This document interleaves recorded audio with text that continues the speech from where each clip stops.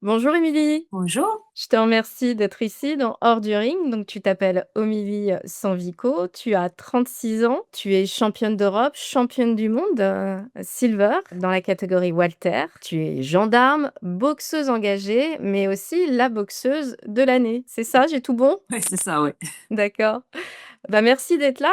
Est-ce que tu peux nous raconter un petit peu ton parcours, d'où tu viens, comment tu es venue à la boxe? Mais moi, je suis venue à la boxe un petit peu par hasard parce que je viens de l'athlétisme et malheureusement, j'ai eu une blessure qui a fait que voilà, je pouvais plus courir aussi vite qu'avant. Et pendant mes études, je cherchais un sport pour me défouler et mon meilleur ami de l'époque m'a dit, bah viens, on va à la boxe, tu vas essayer, t'as un bon profil. Et c'est un petit peu comme ça que je suis tombée dedans, quoi, par hasard. D'accord. Qu'est-ce qui t'a plu dans la boxe? Mais au départ, je cherchais vraiment, à extérioriser un petit peu tout le stress pendant les études et en fait, on se rend compte qu'au-delà de l'image qu'on peut avoir, avec cette image un petit peu Rocky, gueule cassée, en fait, c'est un sport, super ludique et en fait, on se prend très vite au jeu. D'accord et tu as essayé de te prouver des choses? Il y avait un objectif là-dessus ou c'était vraiment juste du loisir? Bah, c'est vrai que souvent en boxe, on dit qu'on vient pas en boxe ou en sport de combat par hasard. Donc en général, on a quelque chose à extérioriser ou à se prouver. Donc effectivement, oui, c'était mon cas. J'avais beaucoup de pression, déjà de pression que je me mettais envers moi-même sur beaucoup d'aspects de la vie et ça permettait un petit peu, ouais, de me tester et de voir, j'étais jeune, donc aussi construire ma personnalité. D'accord. Comment tu as été accueillie en tant que femme, dans ce club? Beh, dans mon tout premier club et même dans les clubs qui ont suivi, en tout cas, j'ai toujours été très bien accueillie. J'ai jamais eu de, voilà, de problème, à ce qu'une femme rentre dans la salle comme il y a pu avoir, par le passé. Donc moi, j'ai eu la chance de tomber toujours sur des clubs, bienveillants. J'ai eu très peu de rapports de force avec les hommes qui acceptaient mal, qu'il y ait des femmes. Ça arrivait très rarement, je peux les compter, j'ai plus de doigts que les fois où ça arrivait. Ça arrive, dans ce cas-là, bah, on règle le problème, mais en tout état de cause, j'ai pas subi ce que d'autres femmes ont pu subir par le passé. Ouais. D'accord. Comment tu arrives, à concilier ta carrière, de boxeuse de haut niveau et un métier, aussi exigeant que la gendarmerie? Ouais, mais j'ai pas eu le choix, il a fallu me détacher puisqu'on n'avait pas réussi à trouver, d'accord avec la gendarmerie, puisque je me suis retrouvée à l'époque le seul sous-officier de France à être sportif de haut niveau. D'accord. Les autres étant des contrats d'image. Donc moi, je suis la seule qui fait vraiment du terrain, qui est le concours, et cetera. Donc j'étais en unité, c'était pas compatible avec du sport du haut niveau. Donc il y a eu beaucoup de pourparlers entre la gendarmerie et la fédération et donc on en est venu au constat qu'il fallait me libérer pour que je puisse avoir D'accord. ma carrière sportive. Tu es passée donc amateur à professionnel. Qu'est-ce qui s'est passé avant de passer pro, dans ta carrière amateur? Qu'est-ce que tu as compris de la boxe? Beh, c'est vrai que j'ai beaucoup utilisé la boxe amateur comme, on appelle ça amateur, hein, mais c'est de la boxe olympique, parce que ça n'a d'amateur que le nom, puisqu'il faut Oui. garder un amateurisme normalement pour participer aux Jeux olympiques. En équipe de France, on n'est plus du tout amateur. Donc je l'ai pris comme une bonne formation et une bonne expérience. J'aurais pas été la même boxeuse professionnelle si j'avais pas eu cette carrière, dans boxe olympique juste avant. Mmh. Donc ça m'a permis d'apprendre beaucoup de choses, de voir ce qui me convenait, ce qui me convenait pas et de me construire en tant que boxeuse. Apprendre aussi, ouvrir mon esprit puisque tous les pays n'ont pas le même fonctionnement, la manière de voir des choses. Donc j'ai pu vraiment m'imprégner de tout ce qui se fait au niveau de la planète. Est-ce qu'il y a eu un événement justement, sur ces jeux où il t'est arrivé quelque chose qui t'a un peu, perturbée ou?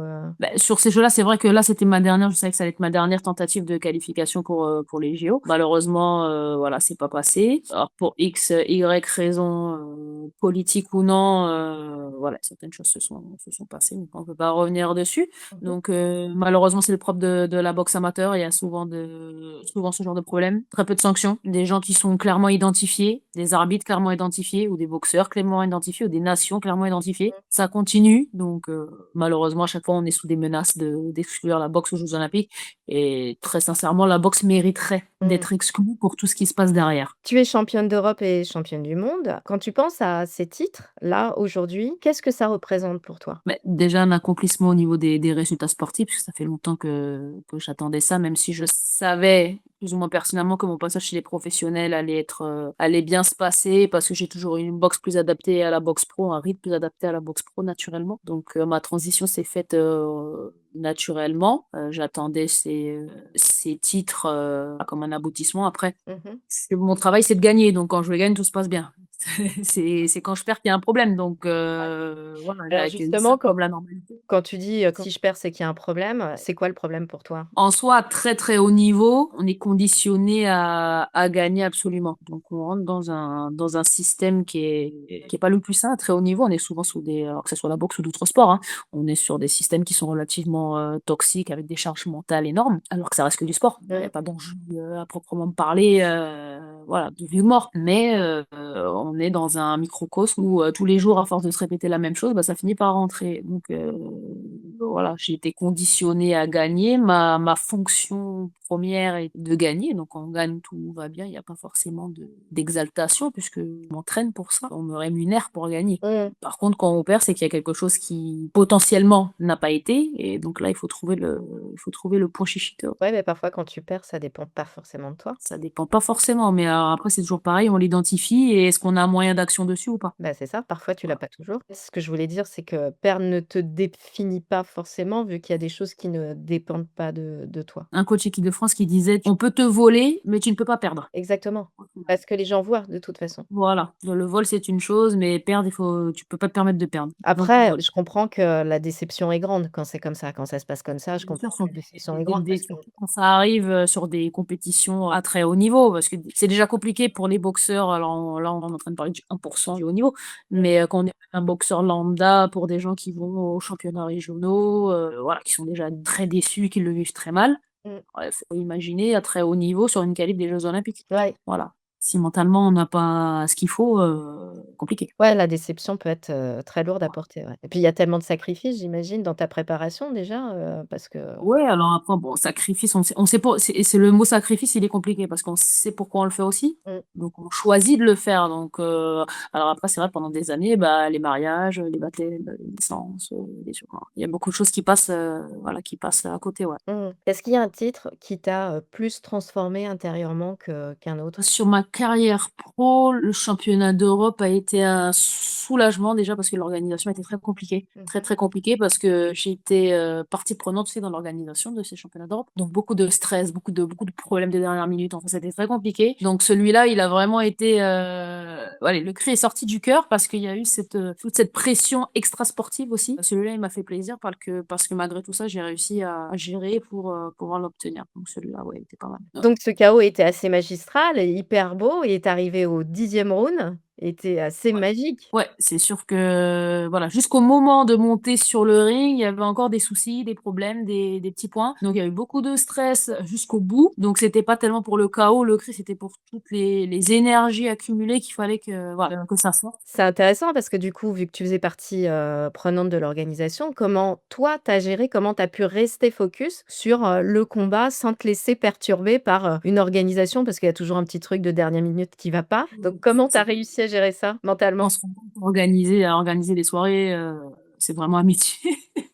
C'est vraiment un métier et malheureusement en France, on est sur un système associatif, donc très peu d'associations ont les moyens voilà, de payer des entreprises pour pouvoir organiser de tels événements. Donc on se retrouve à le faire entre nous, entre bénévoles. Donc forcément, c'est une charge de travail qui est assez considérable. Donc pour pouvoir gérer ça, déjà une très grosse confiance en moi et en ma capacité à pouvoir gérer les choses, même si là, dans ce cas-là aussi, le prépa mental, il a beaucoup, beaucoup aidé parce que j'avais tout aussi besoin de décharger. Donc essayer de compartimenter, d'être aidé par les personnes, compétentes et c'est passé just, j'étais très limite, mais c'est passé. Qu'est-ce que tu as travaillé justement avec ton préparateur, ou ta préparatrice mentale? Avec mon prépa mental, alors c'est en fonction des périodes aussi. Sur le championnat d'Europe, on était justement plus sur, me calmer, recentrer un petit peu l'énergie, avoir de l'action sur, voilà, sur ce que je peux gérer et voilà, sur ce que je peux pas gérer, malheureusement, on le laisse. Sur le match, derrière, c'était même peut-être un peu plus l'inverse, un petit peu me motiver un petit peu plus parce que bon, comme tout le monde, hein, au mois de décembre, il fait froid, la flemme, hein, donc il fallait un petit peu, booster. Donc en fait, chaque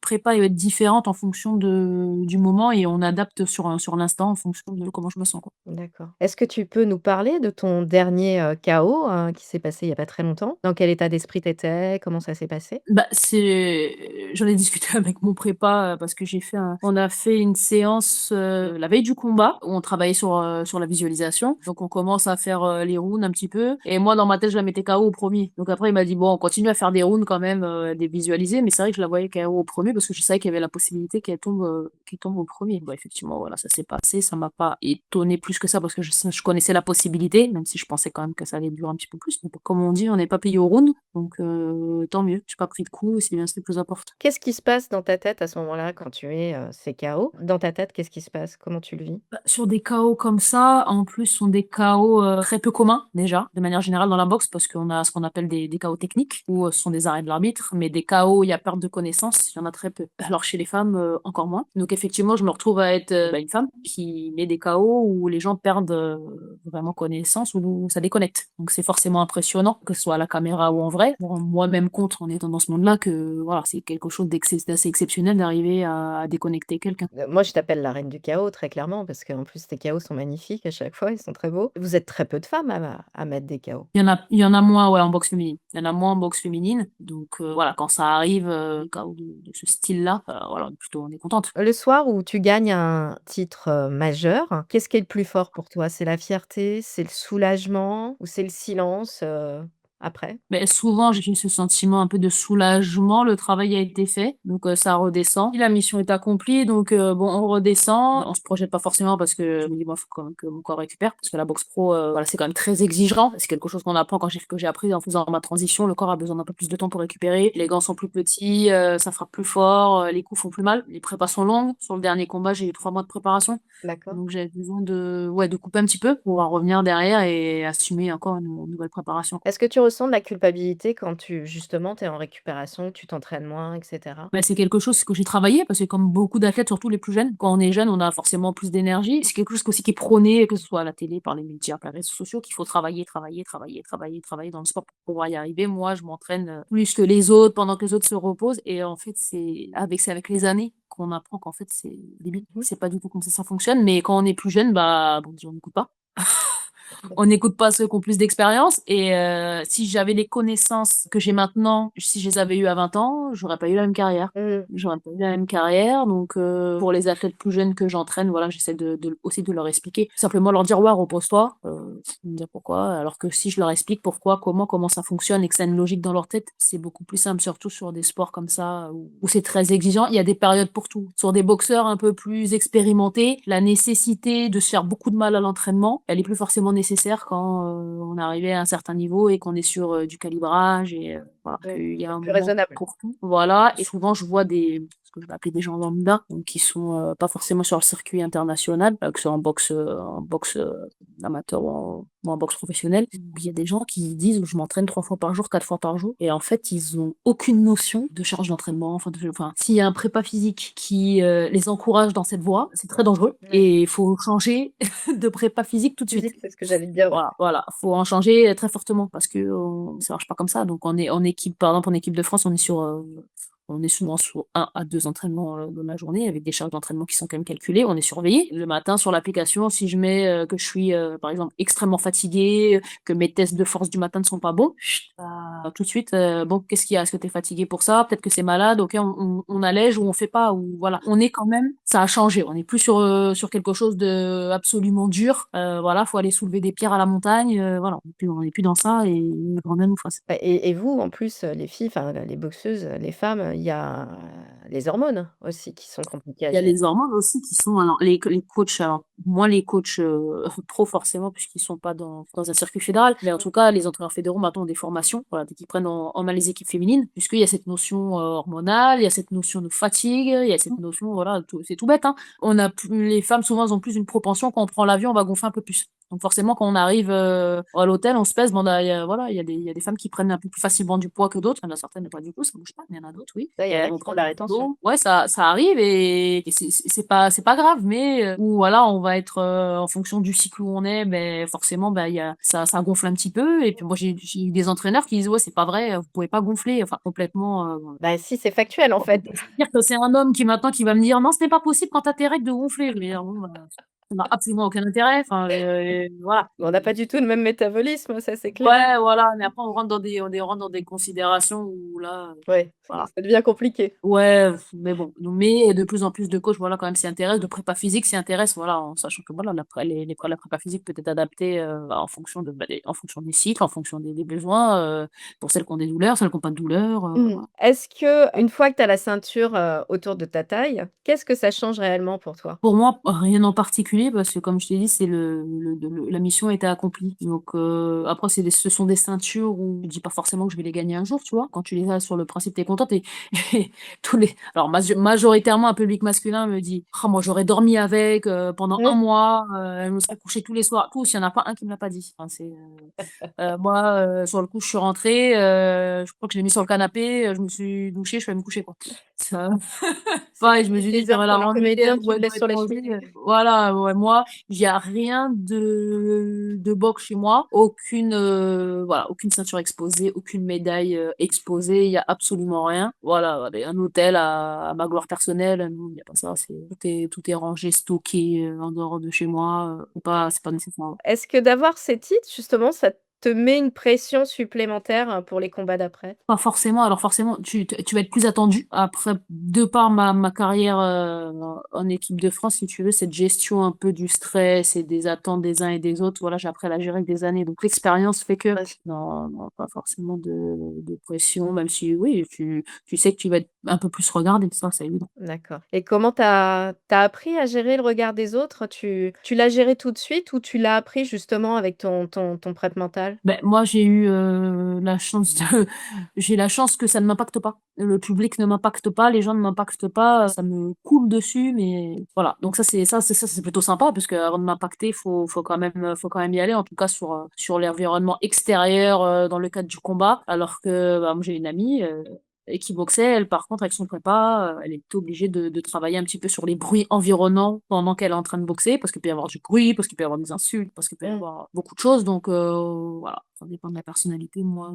Et qu'est-ce qui a fait donc, ça doit venir de plus loin, qu'est-ce qui a fait justement que ça ne t'impacte pas? Bonne question. Tu as toujours Ça a été comme ça? toujours, ouais, depuis le premier jour où je suis montée sur le ring, ça m'impacte pas. Je suis en général très concentrée. Je peux entendre, j'ai déjà boxé dans des environnements un peu plus hostiles où les gens, ils s'émotionnent un petit peu trop là Est-ce qu'on pourrait mais dire ça que tu m'a es consciente de ta valeur? aussi, mais après c'est pas, tu vois, c'est comme, les gens par exemple, alors à très haut niveau par exemple, ça va être mauvais de laisser transparaître les émotions ou de ne pas les gérer. Mmh mh. Parce qu'une émotion, par exemple, voilà, on va voir à des niveaux un peu plus bas, il y a quelqu'un qui va prendre un coup, tout de suite, ben, ça va s'énerver. Alors que souvent, ben, la boxe, c'est comme la vie, des fois on prend des coups, des fois on peut remettre, et puis des fois on peut pas remettre. Mmh mh. Et ça, faut l'accepter. Et il y en a qui ne l'acceptent pas, donc ils s'énervent et ils se mettent très vite en danger. Mmh. Mais alors, c'est l'action, qu'ils font derrière qui les met en danger. L'émotion en soi, elle est pas forcément négative si, elle est canalisée correctement et que cette énergie, elle est utilisée pour la pratique. Exactement. Bon, ça c'est du travail aussi. Est-ce que tu montes, encore sur le ring, pour défendre des titres ou pour défendre quelque chose de plus profond? Les titres, chez moi, c'est anecdotique. On les gagne parce qu'on fait de la compétition, donc il faut gagner des titres. Mais, moi, de manière générale, j'ai pas l'esprit de compétition avec les autres, mais avec moi-même. J'ai Mmh. tout le temps en permanence des choses à me prouver, donc, c'est surtout par rapport à moi. Est-ce que je suis capable d'aller chercher ça? Est-ce que je suis capable de faire ci? Est-ce que je suis capable de faire ça? Voilà, moi, je suis plus dans cette optique-là que dans l'optique d'écraser absolument tout le monde. J'ai pas d'animosité particulière envers mes adversaires. Enfin, voilà, ça reste du sport, sauf quelqu'un qui manquerait, de respect, outre mesure. Mais sinon, non, j'ai pas d'animosité moi particulière, voilà. Ouais, je suis plus auto-centrée. Est-ce que tu es fière de toi ou tu es plutôt du genre à être une éternelle insatisfaite, à vouloir toujours plus? Maintenant, un peu des 2, mais, D'accord. plus jeune, ouais, on a travaillé beaucoup avec, les prépas mentaux, psy du sport pour pouvoir travailler ça parce que éternelle insatisfaite, perfectionniste, mais, à outrance. Donc, Mmh. ce qui devenait néfaste à la pratique parce que vraiment jamais satisfaite, jamais un mot gentil envers moi-même, donc ça devenait compliqué. Donc ça, on l'a beaucoup, beaucoup travaillé pour pouvoir, calmer et apaiser aussi la charge mentale parce que ça ouais, j'avais des desiderata, inatteignables, inatteignables. Même si je l'aurais atteint, j'aurais continué à dire que non, c'était pas assez. Oui, tu as Donc je le savais au fond de moi, voilà, ouais, demain je pourrais être, championne de l'univers, que ça me conviendrait pas. Donc voilà. Mais je me mets beaucoup moins de pression que par le passé, ouais. Tu avais beaucoup le besoin de contrôle avant? Tu l'as encore ou tu as lâché un peu prise là-dessus? Alors pareil, travaille sur ça, un petit peu des 2 parce qu'il faut contrôler parce que j'estime qu'on est le capitaine de son propre navire. Tout à fait. Donc à un moment donné, si on attend sur tout le monde, bah, il se passe pas grand-chose, ce sera pas bien fait. Donc contrôle oui, mais après dans l'acceptance aussi de ne pas pouvoir contrôler, certaines choses qui sont incontrôlables, qu'on n'a pas dans les Et mains. Donc ça complètement. aussi c'est un travail d'accepter bah, je peux rien y faire et il faut accepter voilà, de laisser passer l'émotion, voilà, elle est là, mais voilà. Ça aussi beaucoup de travail sur ça, ouais. 10 minutes avant de monter, sur le ring, qu'est-ce qui se passe à l'intérieur de toi, en pensée, émotionnellement, les sensations? À 10 minutes de montée, je suis, bah, je suis à la fin je suis sur la fin de l'échauffement. Je fais les derniers petits réglages, pour un peu ressentir. J'aime bien, moi, je suis quelqu'un de kinesthésique, donc j'ai besoin voilà, de sentir un petit peu les sensations du corps, comment ça va. Et puis derrière, on porte de l'automotivation, de la concentration sans en mettre trop. Et puis, en général, moi, je suis plutôt relâchée, j'ai pas de tension particulière. En D'accord. général, Est-ce que tu as eu des peurs, auparavant ou au début quand tu as commencé? Est-ce que tu avais peur de monter sur le ring? Parce que c'est des choses que tu as dû travailler aussi? je sais pas si c'est pas de la peur, la peur, je pense c'est pas le bon mot, mais plus jeune, bah, comme, pour tout le monde qui débute, hein, il y a soit du stress ou de l'anxiété, voilà, parce que stress et anxiété, c'est pas la même chose, mais c'est comme tous les jeunes boxeurs au début parce qu'on est dans un monde inconnu. Donc on se dit: «Bon, j'ai jamais fait, je me retrouve dans un carré enfermé avec quelqu'un, et bon, il y a un arbitre, qui sont là, voilà, s'il se passe quelque chose, ils sont là». Ouais, ça peut être stressant, angoissant parce que la peur de l'inconnu, parce qu'un match, voilà, on est sur une discipline, un 100 mètres, bon, bah, c'est du point A au point B, et puis, normalement, on se prend pas une droite aux 50 mètres. Donc, là, bon, il y a toujours c'est un sport mouvant, donc, voilà, il peut se passer n'importe quoi. Donc il y a ce côté un petit peu incertitude aussi de la pratique qu'il faut arriver, à accepter parce que le match, d'un jour, c'est pas forcément le match du lendemain. C'est ça. Alors si c'est pas de la peur, est-ce que tu as encore, toi, aujourd'hui, de l'appréhension avant de monter sur le carré? Ouais, tu peux alors au moment du match, avant de monter, non, je peux l'avoir un petit peu avant parce que le cerveau se met un petit peu, voilà, en mode défensif, donc à voir, D'accord. ça peut encore arriver. Après c'est gérable, mais il faut l'accepter aussi parce que c'est un sport où on met son intégrité physique en danger, donc il faut quand même qu'on ait des sens un peu, éveillés. Donc le stress, et là je parle de stress, pas forcément pas l'angoisse, mais le stress peut être quelque chose de bénéfique Bien s'il est sûr. contrôlé à ce moment-là. As-tu ressenti le poids d'attentes extérieures? C'est arrivé. Une fois où vraiment c'est arrivé, très fortement, c'était après le Covid. Mmh. La France se retrouve à organiser tournoi de qualification olympique, sachant que le tournoi de qualification olympique avait commencé à Londres et que le président fermant les frontières, ils ont annulé le tournoi de qualification, on l'a arrêté. Il avait déjà commencé, on a arrêté. Tous les sports s'arrêtaient, on était le seul sport, on était le seul tournoi encore à l'international à être encore, en activité. Donc les organisateurs anglais m'ont dit: «Bon là, c'est pas trop ce qui se passe» parce qu'à ce moment-là en Angleterre, nous, à Londres, il se passait rien. Enfin, les familles appelaient en disant: «Oui, ils ferment les frontières, tout le monde, il faut des papiers pour circuler». Enfin bon, personne comprenait rien parce qu'on était en Angleterre depuis un bon moment et en Angleterre, on parlait pas de Covid, hein, tout le monde était dehors, enfin. Donc on rentre en France, c'est pas ce qui se passe 1 an plus tard, donc la France se retrouve à organiser, le tournoi de qualif qui sera un seul tournoi unique et là forcément, la France organise donc des bénévoles français, l'organisation est française. Des attentes forcément du public français, des bénévoles donc très, très gentils, très bienveillants.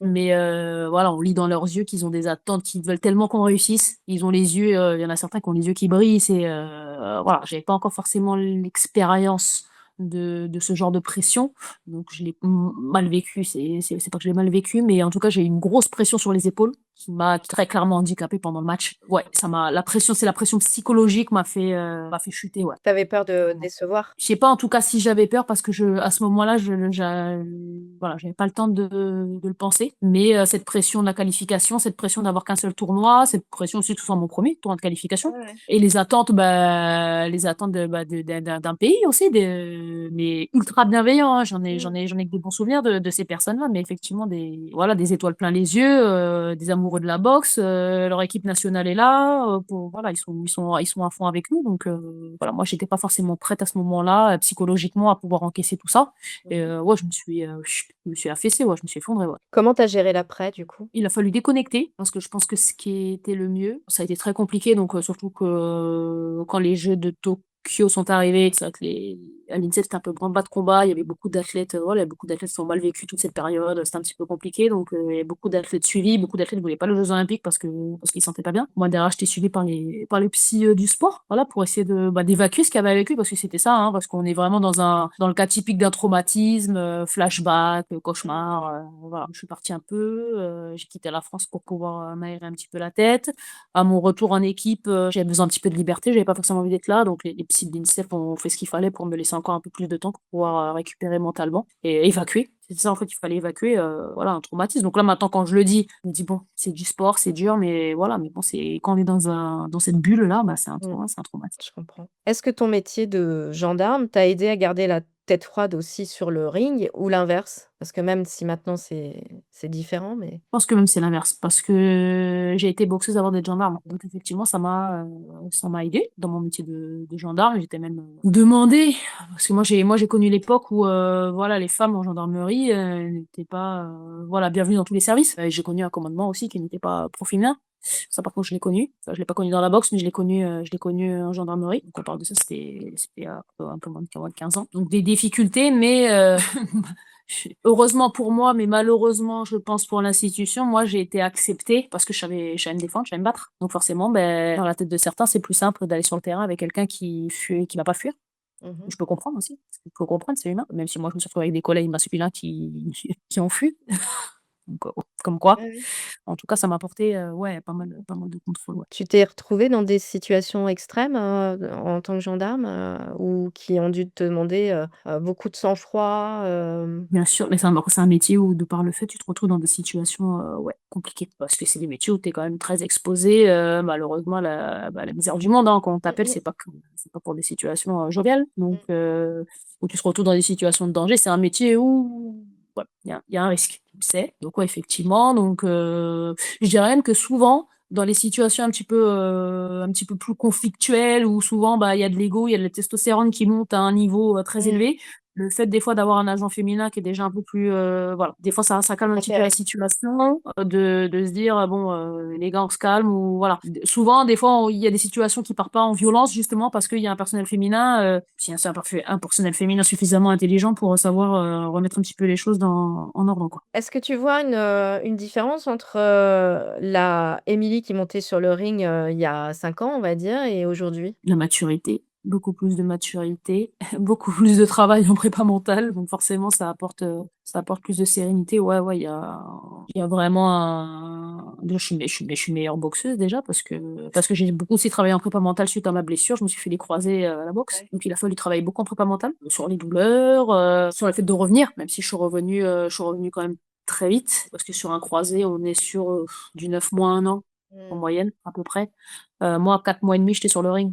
J'avais l'autorisation du chirurgien et D'accord. des médecins de l'INSEP, donc c'est très rapide. J'ai une bonne génétique, certes, mais j'ai beaucoup travaillé aussi pour pouvoir revenir.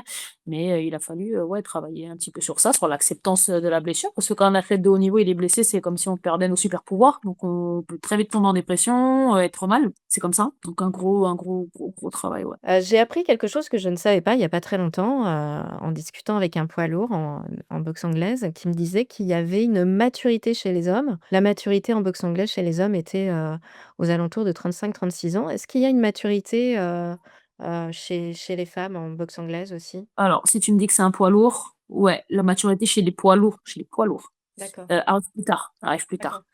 tard. C'est pas le cas, des catégories un petit peu plus petites. Parce que on n'est pas sur le même style de boxe. On est sur, les petites catégories, on est souvent sur des styles de boxe, beaucoup plus explosives, Mmh. beaucoup plus voilà, avec des impacts beaucoup plus secs, beaucoup plus rapides. Donc forcément la jeunesse, va primer sur ces catégories-là. Mmh. Mais effectivement, plus on monte dans le poids et très souvent la maturité physique arrive un petit peu plus tard. C'est comme ça. Sur les femmes, je parlerai pas forcément de maturité, comme chez les hommes, parce qu'on n'est pas mises dans les mêmes dispositions. Parce que déjà la majorité d'entre nous, surtout à très haut niveau, on s'entraîne avec les hommes déjà. Mmh. Le style de boxe est aussi différent. On rentre sur les termes techniques ou tactiques, mais il y a certaines choses en fait en boxe féminine. Voilà, parce il y a des coachs qui vont dire non, c'est la même chose. On fait non, c'est pas. Voilà. Quand on va plus loin, bah non, c'est pas la même chose. Il y a des combinaisons qui vont mieux fonctionner ou des préparations d'attaque qui fonctionneront mieux chez les filles et qui fonctionnent pas chez les garçons et inversement. Donc pas forcément ça. Par contre, il y a une différence, je dirais, entre une jeune femme et une femme. Là, par contre, ça se sent. Moi, j'avais un exemple où je pense à la Finlandaise Potkonen, qui a boxé jusqu'à 41 ans. Bien avant ça, elle devait avoir quasiment 40 ans. Elle était pas loin des 40 ans. Je pense que j'ai mis les gants avec elle. Elle devait avoir 37, quelque chose comme ça. Pas la même catégorie. Moi, j'étais bien plus lourde qu'elle. Je me rappelle avoir pris un bras arrière et je me rappelle que il a fait très mal.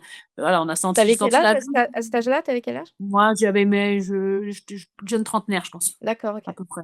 Ouais, je devais être pas loin, en tout cas pas loin de 30 ans. J'ai senti la vie, les enfants qu'elle avait eus, voilà, j'ai senti. Donc Ouais, ça, ouais, il y a une différence. Et effectivement, quand tu combats, j'ai combattu la relève, les générations passent, donc des jeunes combattantes d'une mmh, vingtaine d'années sont pas, voilà, sont pas fines. La formation est pas, voilà, le corps est pas mature. Le corps est pas d'accord. mature et sur des sports d'expérience comme ça, à impact, ça se sent. Voilà, ça se sent. La préparation mentale, on en parle de plus en plus, justement depuis, les derniers, jeux olympiques. Mais, est-ce que tu penses c'est rentré dans les mœurs aujourd'hui, chez les combattants que la prépa mentale, c'est un plus en fait, pour, performer? Nous, c'est rentré, en équipe, la prépa mentale, il y a très peu de temps. Il y a vraiment très peu de temps, il y a 5 6 ans, tu vois? Donc c'est pas si vieux que ça, Si je et encore, il a fallu que ce soit accepté parce qu'on est des fois, on est un sport un peu bourru où, on va pas voir de psy, on va pas voir, de prépa mentaux, on va pas voir le médecin, voilà, on est dur et voilà, il y a cette culture-là un petit peu, à l'ancienne, donc ça commence à rentrer dans les mœurs. Il y en a qui souhaitent pas avoir des prépas mentaux, d'être tués par des psys parce qu'ils estiment qu'ils en ont pas forcément besoin. Après c'est leur choix. Ils sont pas réceptifs en tout cas à ces pratiques-là. Bien sûr. Donc chacun est libre, mais c'est quand même de plus en plus, répandu, voilà, c'est un outil de performance. Est-ce que toi, tu as vraiment vu la différence du avant, après? Ouais, quand je me suis mis dedans, oui, ça m'a quand même beaucoup aidé parce que quand la première fois où j'étais en contact avec, la préparation mentale, bah, il a fallu voilà, moi j'y suis allée en ouvrant mon esprit quand même pour voir un petit peu ce qu'était la pratique et cetera. Sachant en plus que moi j'ai la particularité d'être HPI, donc ce qui fait que émotionnellement ou intellectuellement, je vois par moments les choses de manière un petit peu différente. Donc pour cette gestion qu'il faut faire, bah, au quotidien, forcément, voilà, ça apporte des outils, qui m'ont quand même pas mal aidé, que ça soit sur, bah, sur le sportif, tiens, parce qu'il a fallu travailler sur, pas mal de choses et voilà, dans la vie de tous les jours aussi, ouais. Est-ce qu'il y a tu as eu un vrai déclic mental grâce à ce travail? En disant: «Si j'avais pas eu la prépa, je serais passée à côté». Sur certaines choses, oui, j'aurais peut-être pas eu idéalement cette concentration que je suis capable d'avoir ou qui m'a permis d'améliorer, certains points si, j'avais pas été capable, ouais, de contrôler un petit peu mon esprit ou en tout cas d'être capable quand ça part à droite de le dire: «Hop là, on se Mmh. recentre», tu vois? De D'accord. recentrer parce que c'est des pertes d'énergie qui sont énormes et sur des tournois qui peuvent durer, 10 jours, voire 15 jours pour les plus gros Mmh. ou sur des échéances très importantes où on a besoin au contraire de rassembler toute cette énergie et de la garder précieusement. Ouais, moi dans mon cas, ça aurait été, ouais, une déperdition d'énergie trop importante pour pouvoir performer. Quels sont tes objectifs aujourd'hui? Tes challenges? On est déjà en 2026, il y a pas mal de choses qui sont en négociation. Il y a beaucoup de négociations, donc on est encore voilà, en attente, de voir, moi aussi moi ce qui me convient, puisqu'on m'a proposé des choses mais qui ne me conviennent pas. Donc, je reste au final, c'est moi qui boxe, donc au final, avec l'équipe, on en discute, on débat s'il y a besoin de débattre et qu'on n'est pas sur la même longueur d'onde, mais à la fin, je quand même, les décisions que je trouve les plus pertinentes. Donc, j'ai déjà refusé, certaines choses qui m'intéressent pas et j'attends les réponses pour d'autres qui m'intéressent un petit peu plus, mais voilà, ça se fait patiemment. Tu as des sponsors? Ouais, j'ai quelques sponsors. Alors, j'en ai, qui me suivent depuis des années, d'autres qui me suivent aussi qui veulent qui veulent pas rester dans l'anonymat, voilà, qui sont donc tu as des mécènes, tu as des gens quand même qui, voilà, qui s'intéressent, qui aident quand ils peuvent aider.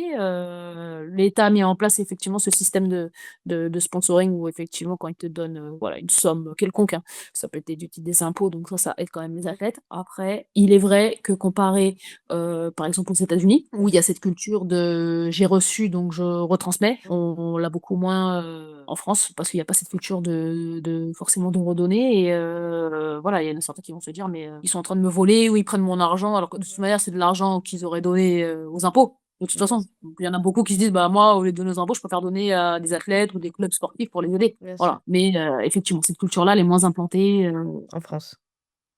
Bah, comme le prix des combats d'ailleurs, je veux dire aux États-Unis, ils gagnent plus d'argent qu'en France. bien sûr, on est sur des sommes, alors après à toute chasse gardée, hein, parce que les boxeurs qui gagnent vraiment des millions, on est sur, 0,001 de Mmh. de ce qui se fait. Donc, dans la majorité des cas, on a des bourses. Alors après, c'est pareil, c'est des négociations. Donc, en fait, il n'y a pas une bourse qui est pareille. Et après, il y a les impôts français, voilà, qui sont là. Donc là, par exemple, on était sur Anthony Joshua qui est parti boxer. Alors, je ne sais plus, Jack contre Paul? je ne sais plus quel pays, ouais, je ne sais plus quel pays où ils étaient, mais il a dû payer les impôts du pays, Ah non, plus les impôts, qu'en rentrant les impôts en Angleterre.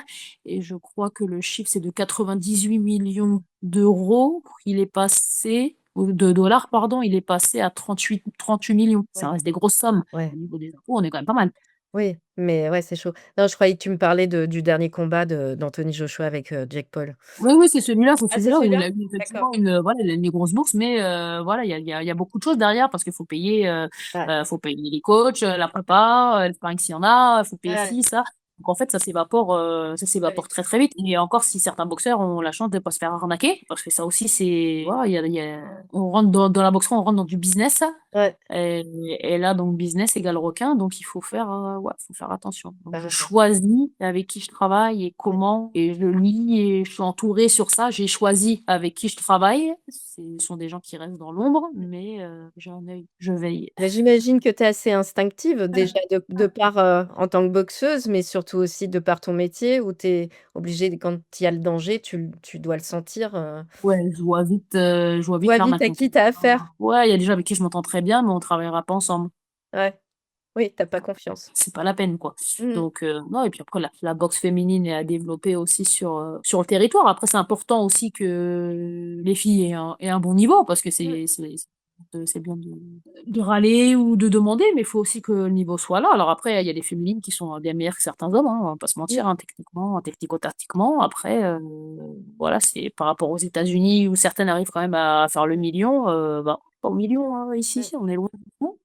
Mais Ah, moi, j'aimerais tellement que vous ayez plus de lumière, en fait, parce que quand je vois les combats que vous faites, franchement, mon expression préférée, pardonne-moi, mais vous envoyez du pâté. Heu je trouve ça dommage que vous soyez pas assez mise en lumière par rapport, aux hommes, hein. C'est un peu ouais, triste. c'est vrai que là, il y a eu, Parce que le niveau est là, le niveau est super, en fait. là, je sais qu'il y en a, c'est vrai que je l'ai laissé passer, et peut-être que j'aurais pas dû, mais quand on a eu ces nominations, si tu veux, pour les boxeurs de l'année, il y avait aussi KO de l'année. Mmh mh. Et je sais que certains ont été râlés parce que dans le KO de l'année, il y avait que des hommes. Et il y avait pas, donc déjà, il y avait pas de catégorie femme, mais même au-delà de la catégorie femme, j'aurais pu participer, voilà, Bien sûr. dans ces KO-là, tu vois, vu les KO, voilà. Mmh. Donc là, par exemple, tu vois, la WBC, qui est la plus grosse fédération de Mmh. boxe mondiale, m'a nominé pour le KO de l'année au niveau mondial, tu vois. Mmh. Donc bon, c'est dommage que je sois nominée par la WBC au niveau monde et pas par mon propre pays. Mmh. Ouais, c'est Mais voilà, c'est vrai que moi j'ai laissé couler parce qu'il y a tellement de choses à m'occuper, je suis bouquée, mais effectivement, si tu vas sur de la parité, pour le coup, ce bon. KO-là, il méritait aussi, tu vois? On va parler de l'associatif. Est-ce que tu peux nous parler de ce que tu fais concrètement, de ce que tu mets en place? Donc au niveau associatif, j'ai ma propre association et j'exerce aussi au sein du boxing club, forcément, à l'USS, où notre volonté, c'est de promouvoir le sport et encore plus à travers la boxe. Donc au-delà des cours qui peuvent être dispensés directement au niveau du club, on est aussi à l'extérieur. Donc on travaille par exemple dans les quartiers prioritaires de la ville. On ouvre un petit peu à tout le monde pour que tout le monde puisse pratiquer un sport, parce que c'est aussi la volonté du ministère. On s'occupe aussi de publics un peu plus spécifiques, comme les publics médico-sociaux ou des instituts un petit peu pour spécialisés pour des enfants. Sur des choses aussi un petit peu, on échange aussi avec d'autres associations pour pouvoir, voilà, souvent on est demandé pour des choses d'un petit peu de cohésion, augmenter un petit peu l'agressivité sur certains sports, voilà. Donc on est un petit peu à droite à gauche. J'ai participé aussi il y a pas longtemps pour la journée des violences faites aux femmes. Donc on bouge un petit peu partout et on essaie de promouvoir et voilà, de donner un Et petit peu. comment s'appelle ton association si des gens ont envie de vous aider? Non, cette association, c'est une association simple, elle s'appelle Aide au sport. Voilà, D'accord. c'est fait vraiment pour promouvoir, voilà, aider des jeunes quand il y a besoin, s'il y a besoin de faire un déplacement, on a envie de les emmener voir un match de boxe, tout Mmh mh. simplement, un petit peu plus loin, où on essaye un petit peu ouais, de promouvoir un petit peu ce qu'on peut faire. Bah, chapeau, bravo. Qu'est-ce que la boxe t'a appris, sur toi que tu aurais pas découvert autrement? Elle m'a forgé, si tu veux, une force mentale, une capacité de résilience, une force mentale, assez exceptionnelle. Alors même si toute chasse gardée, moi j'ai grandi avec, déjà des parents relativement sportifs, donc déjà, voilà, costauds, mais j'ai été entourée surtout, voilà, par ma mère, ou je pense à ma mère, je pense à ma tante, avec, des femmes, voilà, des femmes fortes, voilà, avec beaucoup de résilience, travailleuses, et moi j'ai grandi comme ça. Donc je pense que ça m'a forgée aussi, ça m'a donné une base en étant enfant, et on a poli le diamant, voilà, avec la boxe. D'accord. Quel conseil tu pourrais donner aux jeunes boxeuses ou boxeurs, hein, aujourd'hui, qui démarrent? Le super conseil pour avancer? La patience, de la patience, parce que c'est un sport d'expérience. Quand on veut vraiment, pratiquer et être bon, c'est un sport d'expérience. On continue à se perfectionner, tout le temps. Donc voilà, faut pas aller trop vite, même si voilà, là, on est dans la génération, TikTok et les réseaux, donc il y en a des fois à la salle, je les vois faire des gestes un petit peu qu'ils ont vus sur les réseaux, donc après quand ils se l'apprennent, je sais pas, c'est bien fait. Voilà, donc on est dans une génération là où tout va très vite. Donc voilà, le premier conseil, c'est de la patience, parce que, voilà, ça s'apprend à être boxeur. Voilà, on n'est pas boxeur, ça s'apprend. Ton rêve en tant que boxeuse? C'est vrai que quand je suis passée pro, tu vois, je voulais pas forcément faire de gros résultats. Moi, voilà, je prenais ce qu'il y avait à prendre. Je me faisais plaisir jusqu'à la fin de ma carrière, rien d'extraordinaire. Après, ben, j'ai eu la chance de pouvoir, prétendre à pas mal de choses. Donc, essayer d'aller le plus haut possible. Voilà. Et puis, si ça se fait, tant mieux. Si ça se fait pas, c'est pas bien grave. Voilà. Surtout, le principal, c'est de terminer, en bonne santé. Voilà, pas impacté, et ce sera déjà très bien. Est-ce que tu as une philosophie, une espèce de mantra que tu as, en tête, qui t'aide à avancer tous les jours, que tu pourrais transmettre aujourd'hui? Le mot de phrase, je sais pas, moi souvent je dis: «Plus vite on commence, plus vite on termine». D'accord. Donc voilà, quand on est à l'entraînement, je dis: «On y va», parce que, voilà, on bosse et on est sérieux, et voilà, il y a un temps pour chaque chose. Voilà. D'accord. Et ben, je te remercie beaucoup, Émilie, de Mais de m'avoir rien, accordé, ce temps. C'était super de te connaître un peu plus. Donc merci et de puis, rien. bah, je te souhaite, plein de bonnes choses pour la suite. Bien, on croise les doigts. Ça marche. Merci beaucoup. Super, merci à toi.